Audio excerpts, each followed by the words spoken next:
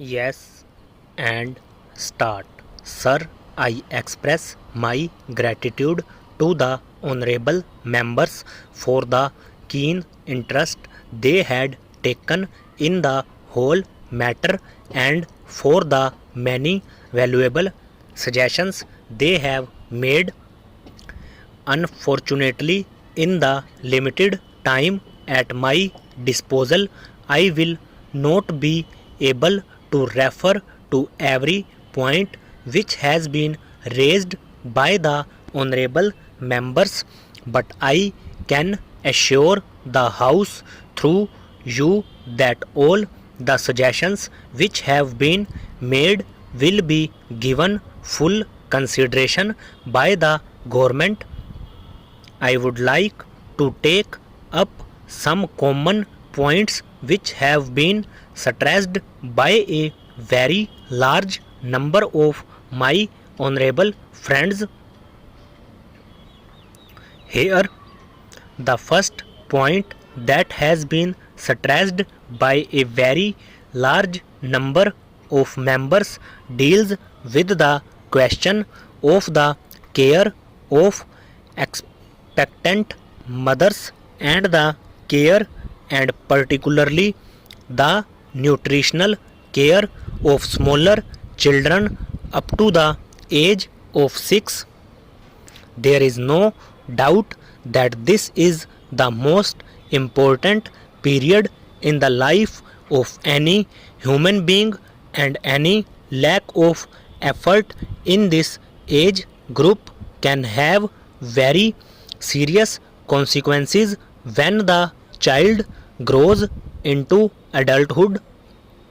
For this purpose, Education Ministry, in close collaboration with the Ministry of Health, Agriculture, and obviously with the cooperation of the state governments, has started the Integrated Child Development Services, which aim at all these points that have been emphasized. The concept of integrated child development services has been explained by us before, but I would crave your indulgence to explain again in a few minutes the main concept of the integrated child development services. It starts with the question of nutrition and health care of expectant mothers. Then there is a full fledged program of immunization, which certainly includes the triple vaccines. Along with this, there is the question of regular health checkup, referral services, nutrition, supplementing measures, and the diet and pre-school and formal and informal education. We consider it absolutely essential that children of the age group 3 to 6, and particularly those belonging to the weaker sections of the community, should be provided with such care so that they can develop proper attitudes and motivations, and also their character formation is influenced in a healthy direction.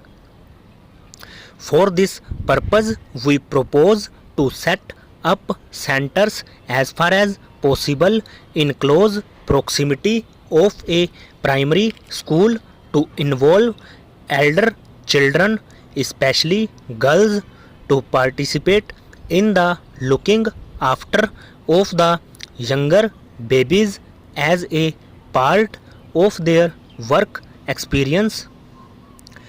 It would provide them with adequate training to learn about how to look after children and younger babies. It would also provide assistance to the centers workers and a full-fledged training program the workers have to undertake. Because of this was a new scheme and because it involved the cooperation of a very large number of agencies, it was felt that let the systems be worked out in a small number of blocks, and we have chosen 35 blocks. 20 of these are rural blocks, 10 are in tribal areas, and 5 in urban slums. This program is being tried out and government would like to expand this scheme to a very large number of other blocks so that we are able to cover hopefully by the 9th plan period every block in the country. This is an important scheme whereby the problems of the rural children and the children belonging to the weaker sections of the community would be looked after from the point of view of health, from the point of view of immunization, and from the point of view of what may be called preschool education or attitude formation and so on. This program, I am glad to say, has evoked proper response from all the ministries of the Government of India and most of the state governments. We felt that an independent agency to monitor this scheme would be extremely useful. For this purpose, we invited the medical colleges, and I am glad to say that 27 medical colleges have responded to our invitation.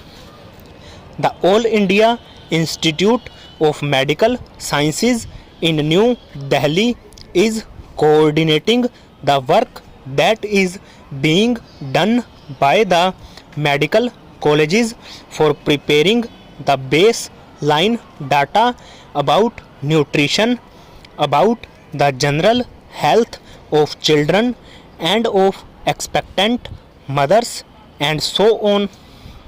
I would also be supervising the implementation of the scheme in other respects so that along with the administrative setup which is looking after this program, there is also an independent organization which can monitor and which can provide expert guidance for the implementation of this particular program.